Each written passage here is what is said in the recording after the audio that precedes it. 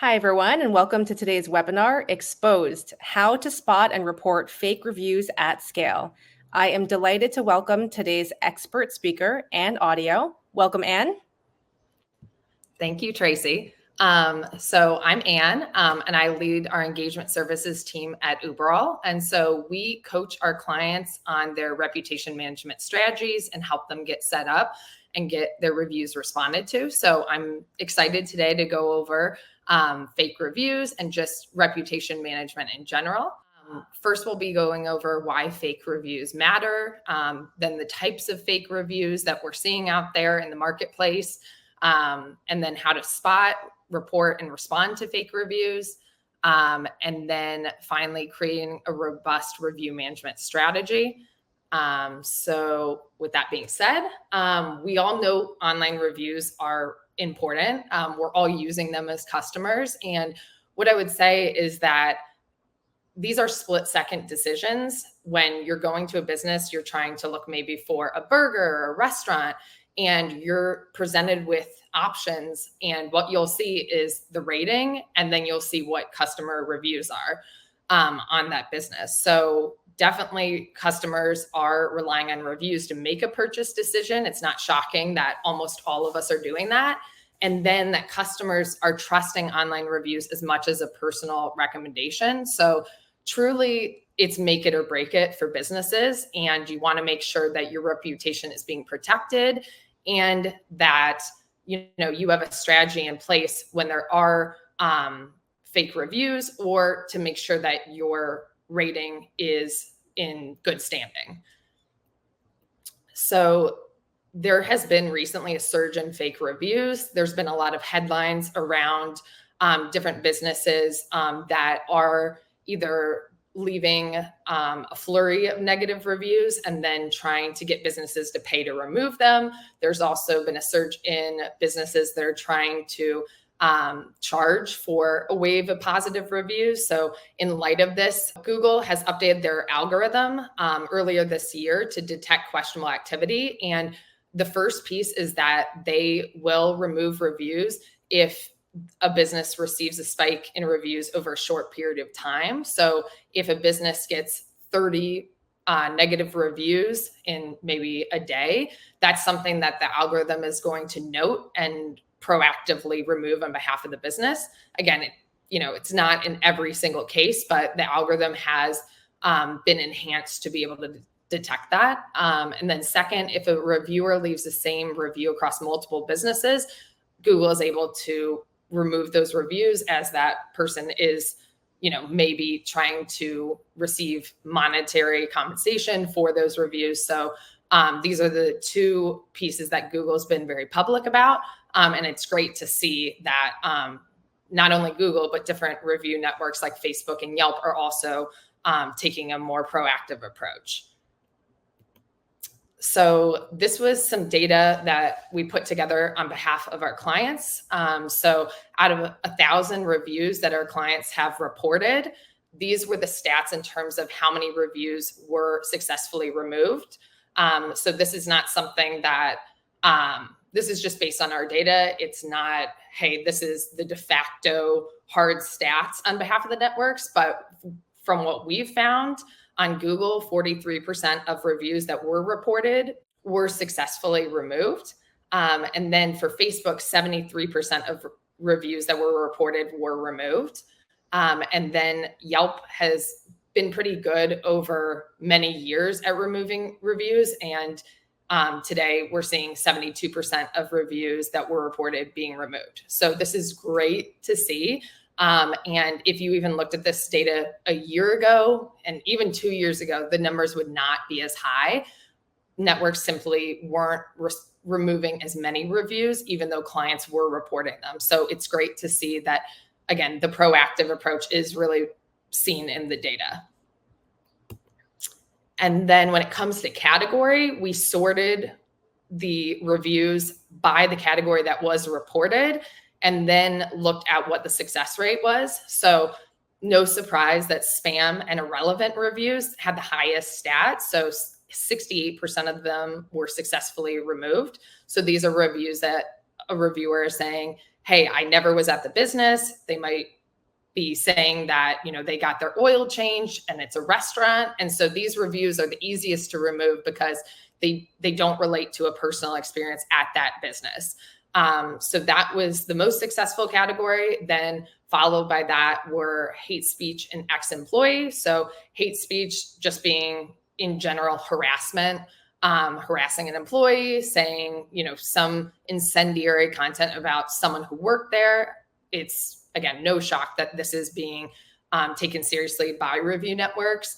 And then former employee, that's great news that we hear from our clients, is this has been a big category that has harmed their businesses, is if a former employee said some outlandish review saying about the working conditions, or saying, sending photos of what the back of the house looked like. That kind of review is being taken seriously by the review networks. So those were the top three, but then also profanity is being removed, conflict of interest. So if it looks like a competitor left the review, that is being removed. But again, that one's not as high because it is sometimes hard to judge. Is it a real review? Is it a competitor? So that one is a little bit lower, but it still has a pretty healthy removal rate. And then finally, job applicants, those reviews are also being removed. So it's great to see this data. And again, this is based on our clients. So definitely not something that, every review network is saying, but again, this is what we've observed. So the sources of fake reviews, I've kind of touched on a little bit, but what we're seeing, especially in the news, is these review sellers, whether it's positive or negative. If a business is trying to say, hey, we'll promise you 100 positive fake reviews to boost your score, absolutely do not take that offer. It is highly, highly frowned upon, and also can result in very serious consequences if a business is doing that. So if you are a multi-location business and you have franchisees and they pass this info and say, hey, what do you think about this? It's absolutely a no-go. And then also self-reviewers. So businesses that look like they are getting positive reviews on behalf of their staff or family and friends. Again, it's hard to judge this if once in a while an employee is leaving a review and they just leave a 5-star review with no text. It's going to be hard for a network like Google to notice that. But if one day a location opens and a flurry of 50 all 5-star reviews saying how, glowing their experience was, all happen around the same time, it could be flagged to the network. So we definitely don't recommend for everyone who is involved with a business to leave a review in their own business. Again, it can trigger the algorithm to find that to be suspicious. And then the last two, retaliatory reviews.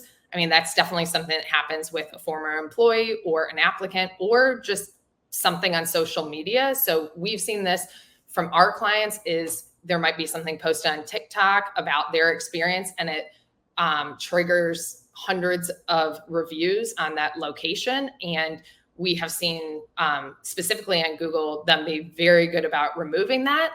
What is tricky is that social media network like TikTok does have a longer lifespan of the content. So you'll see different spikes in these reviews come up from a piece of content. But again, the networks, specifically Google, have been good at removing this. So the retaliatory reviews are really what prompted Google to take action and update their algorithm. So again, that is something that we do commonly see. And then exaggerated complaints. It is a fine line between, is this a real experience? Some customers are very detailed and they're just sharing, hey, this is A, B, and C of my whole experience. Those tend to not be removed if they are a genuine experience. But if there is an exaggerated complaint with photos that look like they're not even from that business, the branding is different, maybe there's an outlandish story about what an employee did to them, those tend to be removed, and they are something that we have seen. So again, it's just good to know that these exist and have a strategy set up with your teams to make sure you have a plan in place if you get these reviews. So what are the consequences of fake reviews? So it is very serious if you're involved in fake reviews in terms of anything that's suspicious activity. Obviously, a business can't help if there was a viral TikTok video and they did get a variety of negative reviews. But if a business is suspected of, trying to buy fake reviews, there can be consequences like removal of the business listing, lower search rankings. There can even be a permanent ban on the platform. And then worst case scenario, legal and financial repercussions. So again, it is something to steer clear of and make sure that your teams are very aware of this going on. And one thing I did recently see, we haven't experienced it with our clients, but review gating is something where if a business is trying to incentivize only positive reviews and not allowing negative reviews to come through, that is something where we've heard of clients in the past getting a ban on the platform and getting deprioritized in Google listings. So again, you want to make sure that everything across your organization is above board and that there is a knowledge that, hey, we just need to make sure that we're protecting ourselves from fake reviews, but also not trying to solicit only positive feedback. Cool. So for reporting a review on Google, you want to make sure that you pull up the location's public Google listing. You can also find this on the GMB page. And once you're on the listing page, you click reviews, find the review you want to report, and then find the 3 dots at the upper right corner of the review. From there, it's going to give you these options. So this is where we pulled that data from, is that there's already pre-selected categories in Google of different buckets that you can select for the review. So the more that you report a review, you'll get familiar with it. But for example, off topic is something where a customer was never at that location or they're describing the wrong business. So in that case, you want to make sure you select that option, and then that will report the review. There's no option to include details. So all you have to do is select that option. And then one of our pro tips is to report across your team. So we generally recommend reporting across 5 people, but again, the more the better. You just want to make sure you're giving the algorithm more information to say, hey, this looks suspicious. So that's how you do it on Google. If you do want to flag a user, say this user has left a lot of negative reviews across different businesses saying the exact same thing, you can tap the name of the user, click more, and then report their profile. So that's all on Google. Facebook is almost the exact same. So the only difference is that you have to be logged into your Facebook account. And then from there, you can pull up the location's Facebook page, click the reviews tab, locate the review you want to report. And then there also are 3 dots that you can click, which then takes you to this page on the upper left. It's going to give you categories. They're very similar to Google's, a little bit different. What we tend to see on Facebook is spam. So this review here, this is most of what our clients are reporting, is some kind of solicitation review. And those are the ones that tend to get removed in most cases. So from there, you report the review. There is no text box to provide extra info. Again, the same rules apply, as reported across as many people as you can. And then the interesting part about Facebook reviews is if the review is garnering comments or shares, you just want to make sure you're monitoring it. Again, this has happened in very rare cases, but people can share, they can like, they can comment a review. So again, that's why you want to make sure you have a strategy in place and you're monitoring all of your review networks. And even though Facebook doesn't get high volume of reviews on behalf of our clients, it is something you just want to make sure you're looking over. And then finally, Yelp reviews. So very, very similar to the other networks. Again, you want to make sure you're logged into your Yelp account, pull up the Yelp location's profile, and then scroll down to the review section, find the review you want to report, click the 3 dots in the upper right corner. And then once you hit report review, you'll see this selection. Again, very, very similar to Facebook. It is a little bit more specific for Yelp. So It's great to see, again, it's for the wrong business. It was posted from someone affiliated with the business, or it was a competitor or former employee. So it's great that Yelp has these options, and Yelp is the only network where you can enter additional details in the text box. So you can say, hey, this person worked there on this date. Again, it doesn't have to be long and lengthy, but we're under the impression that someone at Yelp is reading and moderating, and they are very good about removing the review, and they will hide it at the bottom of the profile. So you can see under reviews not reported, hey, it's been successfully removed, and you can kind of see a record of what those reviews were. And just like Google, Yelp is proactively removing some reviews that seem suspicious. The only difference with Yelp is you can actually see them if you scroll to the way bottom. So Yelp, again, is very responsive, and they do send notifications when they remove your review. So that's great to see. You will get an email if your review has been removed. So cool. And in terms of reputation management, you want to make sure you have a strategy in place. So based on everything we've covered, what's really important is to make sure that for your organization, you have put together a strategy and everyone's on the same page in what needs to happen when a review comes in that is fake or is suspicious, just making sure people know what to do and have a process in place. We've often seen from our clients, a franchisee will send an email and there will be a back and forth of, hey, this never happened. And, people are trying to qualify what the review said. Really, if you have a plan, then people, don't have to make this into a bigger discussion than it needs to be. You already have steps in place to make sure these reviews get reported. And then monitoring is crucial. So make sure you're checking your reviews every day for any of these spammy reviews, even though, maybe you don't get a spam review every day. Depending on how many locations and how many reviews you're getting per day, you just want to make sure that you're consistently checking on this and being able to report those reviews, because they will factor into the location's rating if they're not managed. So the more that you report, the better the health of your listing can be. And then finally, deploying a technology solution like Uberall helps make this process and just review management in general easier, because you're seeing all your reviews in one place. So it's much simpler to monitor. You can even search by keywords that may be spammy, and then you're able to report from there. So again, having them in one place is the most effective way to do that. For our review management capabilities at Uberall, we help you first get more reviews. So whether that's a QR code at that location or bulk review invitations, you want to make sure you're getting a lot of reviews to show up in search results. And then second, responding to your reviews. So it's really important to get 100% response rate at each location. Again, that's data that Google is seeing and different review networks are seeing, and it will factor into your search rankings. So we help you do that with the response library feature, automated responses. That's going to help you respond to everything.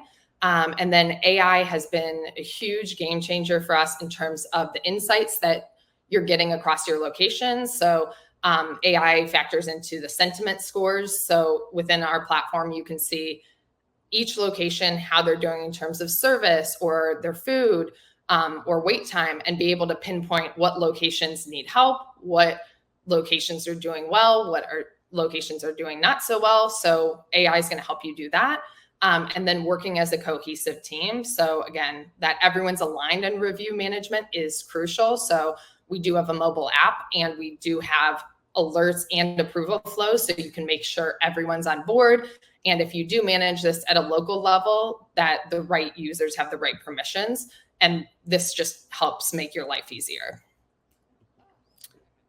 So our final takeaways are, it's really critical to remove fake reviews to maintain your brand reputation and keep your search rankings intact. So the more that you're reporting reviews and responding to reviews, you're going to earn customer trust, and potential customers are going to see that you're really responsive to feedback. And again, that is something that really goes a long way, and over time will help you in search rankings.